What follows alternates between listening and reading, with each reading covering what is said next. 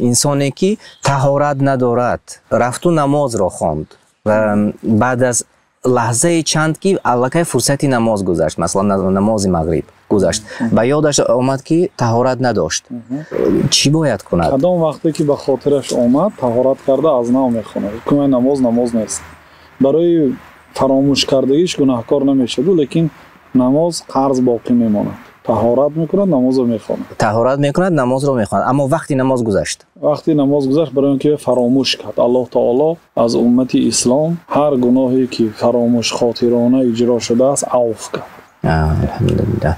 خب اینجا باز به همین مانند یک حالتی شد که امام پیش ایستاده نماز را گذاشت، نماز ظهر را، و وقتی نماز عصر همان جماعتی که نماز خواندند آمد، یک نفر دیگر گفت که در نماز ظهر، نماز پیشین، امامی که پیش ایستاده بود بی طهارت بود و آن امام خواسته است که شما نماز را دوباره نماز، یعنی در وقت بعد نماز عصر، الگه وقت عصر در آمد، نماز ظهر را اجرا کنید، چون خود امامی که پیش ایستاده بود است و بی طهارت بود است.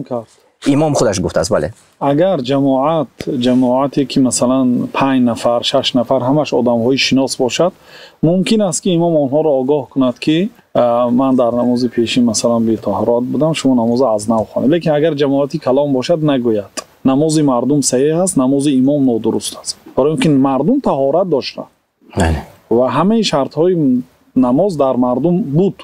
بنابراین نماز مردم درست است، نماز امام درست نیست، امام از نو طهارت کرده میخواند. حالت آنهایی که شد، آنها یعنی فکر میکنند که نمازشان درست است یا اینکه از احتیاط دوباره نماز را گذاشتند، لیکن نخوانده نمیشد، برای اینکه آنها نماز رو در وقتش با طهارت ادا کردند. یا مراد والله اعلم.